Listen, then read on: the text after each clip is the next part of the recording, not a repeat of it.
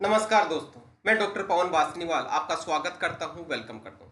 दोस्तों, कोरोना बच्चों पे कैसा भारी होने वाला है, ये तीसरी लहर की जो बात चल रही है अलग अलग टीवी चैनल्स पे, तो ये किस तरह से भारी होने वाली है, मैं आज इसके बारे में कंप्लीट डिस्कशन करने वाला हूं।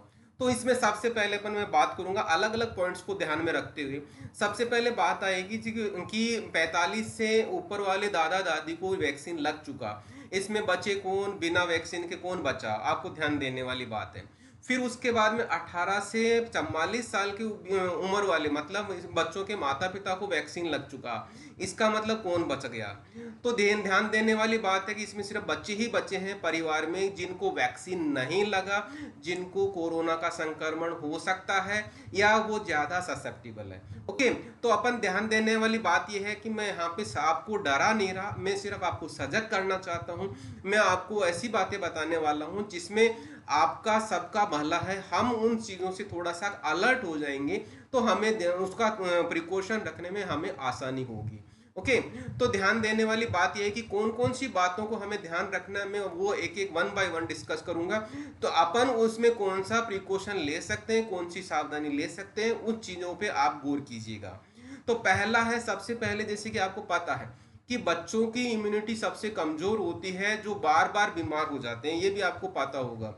बच्चे जल्दी से एक दूसरे से घुल मिल जाते हैं, चाहे कॉलोनी में हो चाहे कहीं पर भी हो, तो इमीडिएटली वो क्या करते हैं, आपस में घुल मिल जाते हैं। किससे कौन सा इन्फेक्शन लेके आ गए, कौन सा संक्रमण लेके आ गए, ये हमें भी नहीं पता होता है और बच्चों को भी नहीं पता होता है। और साथ में यदि हम बात करें मास्क की, ये तो बच्चों की बात है, बड़े लोग भी मास्क ना तो प्रॉपर ढंग से पहन रहे हैं, ना प्रॉपर ढंग से उसको बार बार हाथ लगा रहे हैं, तो क्या होगा, इन्फेक्शन का खतरा बढ़ेगा, संक्रमण का खतरा बढ़ेगा।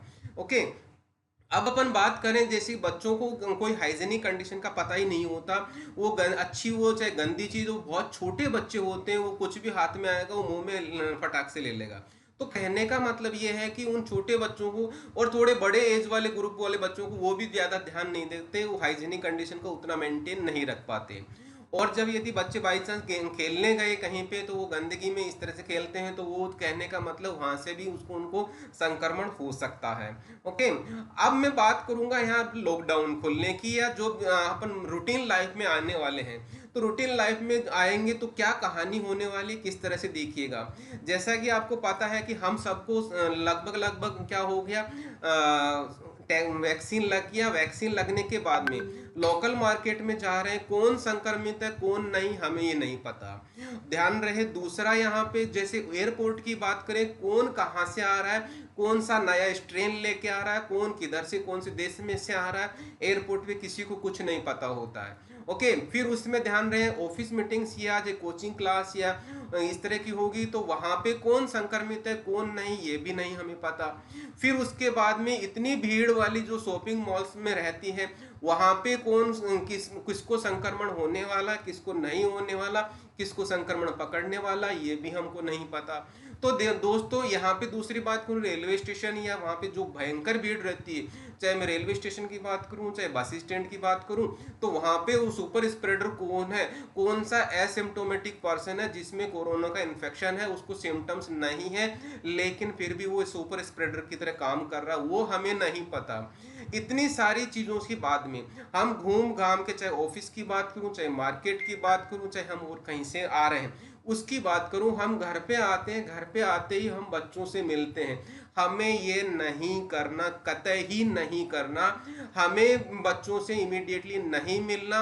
क्यों? क्योंकि इस यदि हम मिलेंगे तो ना चाहते हुए भी हम बच्चों को संक्रमित कर देंगे, ये हमें बिल्कुल ध्यान रखना है।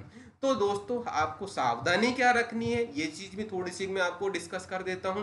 तो देखिएगा इसमें क्या रहता है।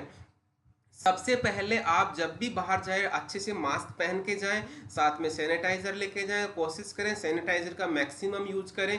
जब भी आपको जरूरत है ज़्यादा उपयोग ना करें, नहीं तो दिक्कत हो जाती है, कई बार एलर्जिक प्रॉब्लम भी होने लग जाती है। ओके, फिर उसके बाद में मैं कहूँगा आप पूरे परिवार के साथ इम्यूनिटी बढ़ाने वाला खाना खाएं, चाहे जैसे बात कहूँ मसाला वाली चाय कहूँगा, चाहे अंकुरित दाने कहूँगा। अंकुरित दानों में विटामिन सी की प्रचुर मात्रा होती है, खिचड़ी खा सकते हैं, दिन में आप नींबू पानी, मौसमी का रस, कीवी का रस या फल फ्रूट्स खा सकते हैं। कोशिश करें कि यहाँ विटामिन सी आपको जो मिले वो वाला फ्रूट या जूस पियेंगे तो ज़्यादा अच्छा होगा। दिन में कम से कम एक बार आप जूस पियेंगे तो और अच्छा होगा। और अभी आम का सीजन चल रहा, विटामिन ए बहुत अच्छा मिलेगा आपको, ये भी जरूर खाना चाहिए। साथ में यदि बैलेंस डाइट या पूरा खाना जिसको हम कहते हैं वो खाना चाहिए। साथ में रात को सोने से पहले हल्दी वाला दूध पियेंगे तो सबसे अच्छा इम्यूनिटी कारक होगा। इस तरह से आप पूरे दिन की एक प्लानिंग कर सकते हैं आपके साथ में और बच्चों के साथ में, ताकि किसी को भी कोरोना नहीं हो। तो यदि थोड़ी सी भी यदि आपको लगे, क्योंकि यहाँ पे वैक्सीनेशन होने के बाद में कहानी क्या होने वाली है, एसिम्टोमेटिक होने वाली है या बहुत माइल्ड नेचर का कोरोना आने वाला है। तो क्या होगा, थोड़ा सा भी यदि आपको डर लगे या थोड़ा सा भी ऐसा लग रहा हो कि मेरी हरारत हो रही है, थोड़ा सा वायरल हो रहा है इस तरह का, तो इमीडिएटली टेस्ट करवाएं दोस्तों। जो टेस्ट मैंने आपको पहले भी बताए हुए, अभी भी आपकी स्क्रीन पे दिख रहे हैं, इनमें से जो आपको डॉक्टर सजेस्ट करता है वो टेस्ट करवाएं। मार्केट में अभी रिसेंटली नया लॉन्च हुआ है जो आप एंटीजन टेस्ट भी कर सकते हैं, घर पे ही कर सकते हैं वो तो उसका भी आप सहारा ले सकते हैं। ध्यान रहे, यदि ऐसा कुछ हमारे के कोरोना से रिलेटेड पॉजिटिव रिपोर्ट आती है तो हमें ध्यान रहे हम इमीडिएटली आइसोलेट हो जाएं। बच्चों को हमें क्या करना है, इन्फेक्शन नहीं करना, उनसे दूर रहना है ताकि वो बच्चे बचे रहें। ओके, साथ में जब भी यदि कोई बच्चों का वैक्सीन आए, गवर्नमेंट की तरफ से गाइडलाइन आए, तो हमें इमीडिएटली बच्चों का वैक्सीन लगवाना ताकि उनको इमीडिएटली प्रोटेक्शन मिल सके, उनमें इम्यूनिटी बढ़ जाए। ओके, साथ में समराइज तौर पे पूरी जानकारी को मैं एक साथ बताना चाहूँगा दोस्तों। वैक्सीन आपके नहीं लगा तो वैक्सीन लगवा लें, और ध्यान रहे मास्क, वैक्सीन लगाने के बाद में भी मास्क पहने, सजग रहें। यदि आपके थोड़ा सा भी कुछ गड़बड़ है तो आप डॉक्टर की सलाह लें, उचित उपचार लें, इम्यूनिटी बढ़ाने वाला खाना खाते रहें, कोरोना की गाइडलाइन फॉलो करें, और साथ में जो डॉक्टर्स, नर्स, फार्मासिस्ट और मेडिकल स्टाफ जितने भी इस मैनेजमेंट में इन्वॉल्व है उनका सबका सम्मान करें, उनका सबका सहयोग करें, ताकि इस महामारी से आप अपन जीत सकें। साथ में आपसे रिक्वेस्ट करूंगा, बी अलर्ट, सजग रहें, सुरक्षित रहें, हैप्पी रहें। दोस्तों यदि आपको ये जानकारी अच्छी लगी तो मैक्सिमम लोगों को आप शेयर कीजिएगा, अपने परिवारजनों को, अपने दोस्तों को, अपने रिलेटिव्स को शेयर करते रहिए। Thank you once again.